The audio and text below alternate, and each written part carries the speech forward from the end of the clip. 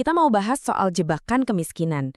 Ini tuh kayak sangkar yang nggak bisa ditembus, atau jangan-jangan ada kuncinya buat keluar? Nah itu dia pertanyaan besar yang akan kita bedah bareng-bareng. Pernah nggak sih ngerasa udah kerja keras banget, banting tulang, tapi kok kayaknya hasilnya gitu-gitu aja, nggak maju-maju?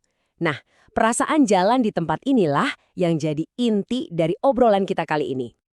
Oke, kita mulai dari bagian pertama ya. Kita bakal fokus ke faktor dari luar yang kita sebut aja sebagai sangkar yang nggak kelihatan dari jebakan ini. Nah, yang perlu digarisbawahi di sini tuh, ini bukan soal males atau rajin loh. Kemiskinan struktural itu, ya masalah sistem. Coba bayangin deh, Anda lahir di lingkungan yang nggak punya akses ke pendidikan yang bagus atau peluang kerja yang layak. Sekeras apapun Anda berusaha, temboknya itu rasanya ketinggian buat dipanjat. Tanda-tandanya tuh sebenarnya bisa kita lihat di sekitar kita loh.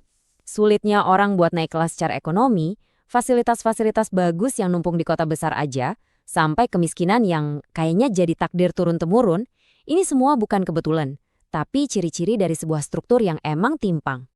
Dan yang bikin ngeri, semua ini tuh saling nyambung, jadi kayak lingkaran setan. Akses yang terbatas bikin orang susah maju. Kebijakan yang nggak adil malah memperlebar jurang si kaya dan si miskin. Terus tata kelola yang lemah ya udah memastikan bantuan nggak pernah nyampe ke yang butuh. Siklus ini muter terus dan susah banget buat diputusin. Oke, tadi kan kita udah bahas sangkar dari sisi luar. Sekarang, yuk kita lihat ke dalam. Gimana pola pikir kita sendiri bisa jadi tembok penghalang. Nah, ini beda lagi ceritanya. Kemiskinan kultural itu soal nilai-nilai dan cara kita mandang hidup. Jadi, kalau kesulitan itu terjadi kelamaan, bisa-bisa muncul sikap pasrah, rasa nggak berdaya, dan cita-cita yang sengaja dikecilin karena dianggap, nggak realistis. Kutipan ini, wah, kena banget.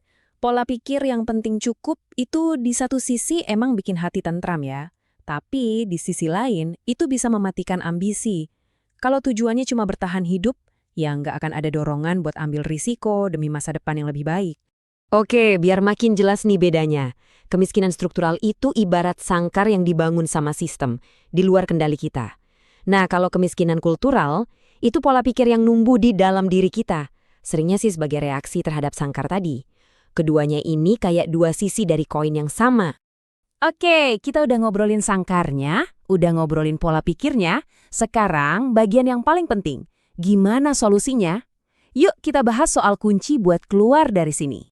Ada kutipan keren nih dari Friedrich Wilhelm Raiffeisen, dia ini bapaknya kredit union dunia. Dia percaya solusi pertama itu bukan datang dari luar, tapi justru dari dalam diri kita sendiri.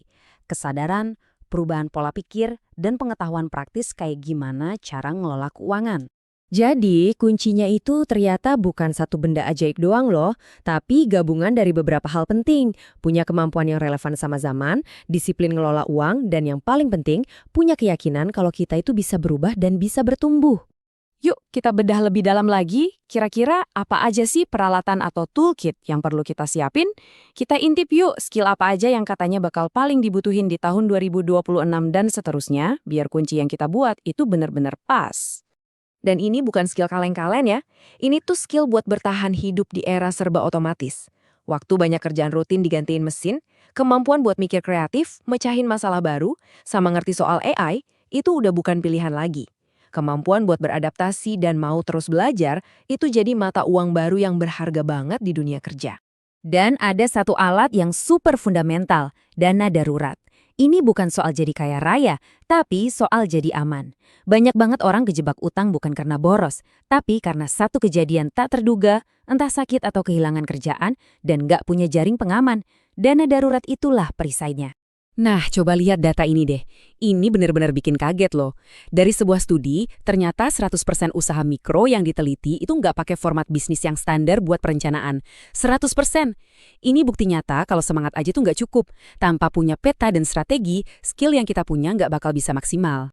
Nah, sekarang kita sampai di bagian akhir. Gimana caranya kita menyatukan semua ini? Gimana kita bisa mutusin rantai kemiskinan dengan nyerang masalahnya dari dua sisi sekaligus? Dari sistemnya dan dari individunya. Buat ngebongkar sangkarnya, kita emang butuh perubahan sistemik. Mulai dari kebijakan ekonomi yang lebih adil, investasi besar-besaran di pendidikan daerah tertinggal, sampai dukungan nyata buat UMKM. Dan yang penting, pastiin setiap rupiah bantuan itu nyampe ke tujuan. Ini PR kita bareng-bareng sebagai satu masyarakat. Tapi sambil nunggu sistemnya dibenerin, kita nggak bisa diam aja kan? Kita bisa mulai bikin kunci kita sendiri. Yuk, mulai bangun kebiasaan belajar tiap minggu, fokus ke skill yang lagi dicari, sisihin dikit-dikit buat dana darurat, dan yang paling penting, geser pola pikir kita dari sekedar cukup, jadi bertumbuh. Jadi, pada akhirnya, pertanyaannya balik lagi ke kita masing-masing. Kita tahu ada sangkar yang membatasi. Tapi kita juga tahu kita punya kekuatan buat nempa kunci kita sendiri. Jadi, apa pilihan Anda? Mau nunggu jerujinya bengkok dengan sendirinya? Atau kita mulai bikin kunci kita hari ini juga? Pilihannya ada di tangan kita.